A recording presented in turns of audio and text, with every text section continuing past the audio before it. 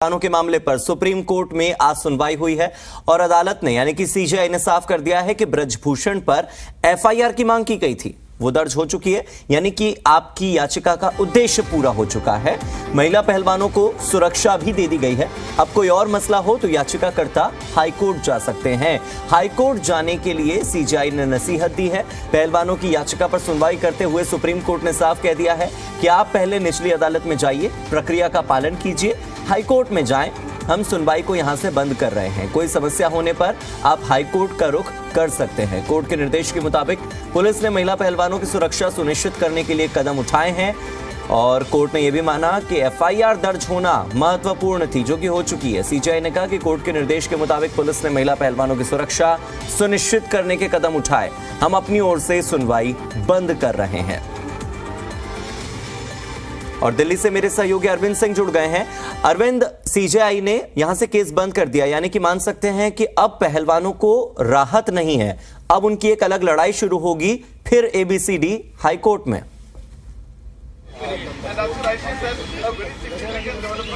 बिल्कुल, supreme court ने अपनी ओर से इस मामले की सुनवाई को बंद कर दिया है और चीफ जस्टिस ने अपने आदेश में कहा कि कोर्ट में जो याचिका दाखिल की गई थी उसका मकसद ये था कि इस मामले में एफआईआर दर्ज होनी चाहिए। याचिकाकर्ताओं की शिकायत ये थी कि इतना संजीदा मामला होने के बावजूद भी पुलिस एफआईआर दर्ज नहीं कर रही है, लेकिन अब पुलिस की ओर से एफआईआर दर्ज कर ली गई है। महिला पहलवानों की ओर से जो वकील थे उन्होंने ये भी कहा था कि इस मामले में जिस तरीके का दबदबा है ब्रजभूषण सिंह का, ऐसी सूरत में उनकी सुरक्षा को लेकर के खतरा पैदा हो सकता है और ऐसे में कोर्ट ने सुरक्षा सुनिश्चित करने का आदेश दिया था। और दिल्ली पुलिस की ओर से जो कोर्ट को जानकारी दी गई है उसके मुताबिक नाबालिग जो महिला पहलवान है उसके लिए एक सादी वर्दी में पुलिसकर्मी तैनात किए गए हैं। इसके अलावा जंतर मंतर पर भी 3 पुलिसकर्मी तैनात किए गए हैं। यानी खतरे को भांपते हुए पुलिस की ओर से सुरक्षा सुनिश्चित करने के लिए पर्याप्त कदम उठाए गए हैं। और अभी भी अगर याचिकाकर्ताओं को कोई शिकायत होती है, कोई समस्या पैदा होती है तो वो संबंधित जुडिशियल मजिस्ट्रेट के पास या फिर हाईकोर्ट का रुख कर सकते हैं। अरविंद, आप लीगल बीट कवर करते हैं, आपसे मैं एक चीज समझना चाहता हूं कि यौन शोषण के मामले में जब एफआईआर दर्ज होती है उसके बाद गिरफ्तारी को लेकर क्या प्रावधान है? देखिए, पुलिस को अगर उपयुक्त लगता है तो इस तरह के मामलों में गिरफ्तारी कर सकती है, लेकिन अगर इस तरह के मामलों में पुलिस को लगता है कि गिरफ्तारी से पहले अगर जांच की ओर जरूरत है तो वो कदम भी उठा सकती है। यानी कोई ऐसी डेडलाइन नहीं है कि एफआईआर दर्ज होने के बाद इतने दिनों के अंदर गिरफ्तारी हो जाएगी या किसी भी मामले में एफआईआर दर्ज होने के बाद इतने दिनों तक गिरफ्तारी नहीं होगी। ये जांच के अधिकारी के रवैये पर निर्भर करता है। हालांकि जो इस मामले में पहलवान की तरफ से जो वकील पेश हुए थे उन्होंने इस मामले में जो आरोपी है उनके रवैये पर भी सवाल खड़े किए और कहा कि ब्रजभूषण सिंह लगातार टीवी पर इंटरव्यू दे रहे हैं, लगातार इस तरह के बयान दे रहे हैं जिसमें वो महिला याचिकाकर्ताओं की पहचान का खुलासा कर रहे हैं और वो टीवी स्टार बन गए हैं, ये कहा गया याचिकाकर्ता के वकील की तरफ से। जबकि कोर्ट ने पिछली सुनवाई के दौरान इस बात की ताकीद की थी कि महिला याचिकाकर्ताओं की पहचान का खुलासा नहीं होना चाहिए। हालांकि एसजी तुषार मेहता की तरफ से कहा गया कि इस मामले में जो शिकायतकर्ता पहलवान है वो खुद टीवी में इंटरव्यू दे रहे हैं।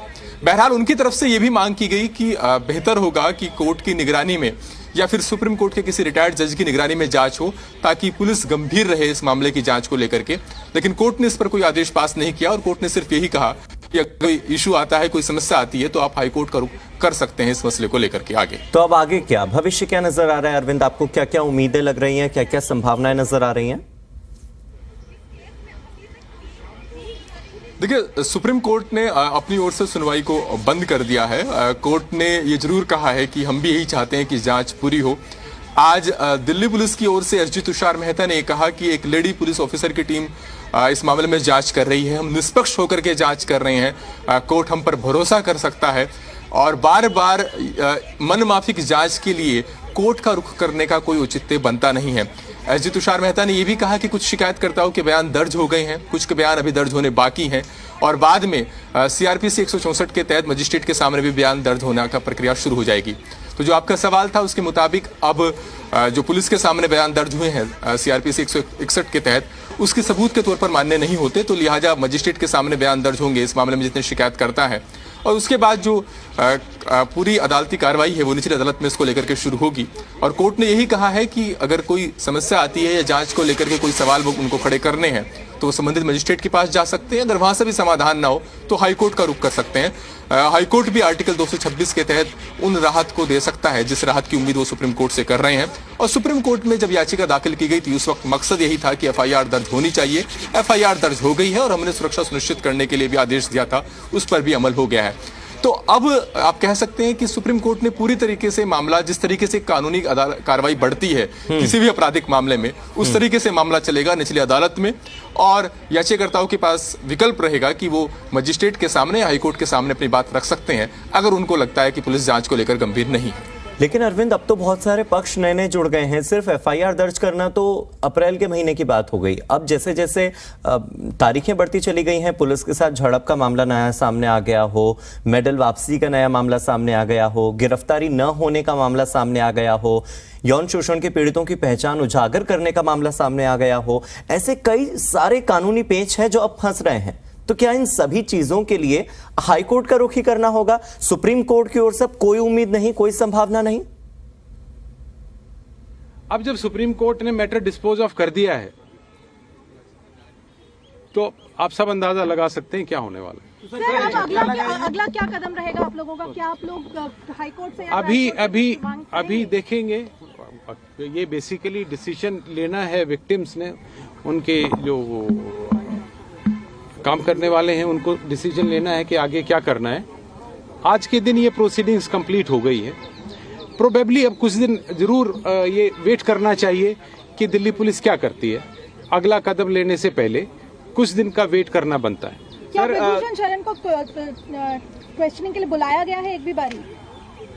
अभी तक पुलिस प्रोसीडिंग्स में, कोर्ट प्रोसीडिंग्स में ये नहीं कहा गया है कि ब्रजभूषण शरण को बुलाया है, बल्कि मैंने कहा कोर्ट के सामने आज कि जी ब्रजभूषण जब टीवी चैनल पे कोई स्टेटमेंट दे रहे थे तो किसी ने पूछा उनसे कि जी आपको दिल्ली पुलिस ने बुलाया है, तो उन्होंने कहा दिल्ली पुलिस का मेरे पास अभी तक कोई नोटिस नहीं। तो इसमें कई लोग कह रहे हैं कि ये जो आज का निर्णय रहा वो आपको झटके के तौर पे देखा जा रहा है। हम ये उम्मीद कर रहे थे कि शायद सुप्रीम कोर्ट इस केस की मॉनिटरिंग किसी रिटायर्ड सुप्रीम कोर्ट जज के थ्रू कराए, ताकि ये थोड़ा सा मॉनिटर किया जा सके कि दिल्ली पुलिस इस केस में कोई कानून के तहत कार्रवाई कर रही है कि नहीं कर रही है। But for reasons of course the court close the proceedings.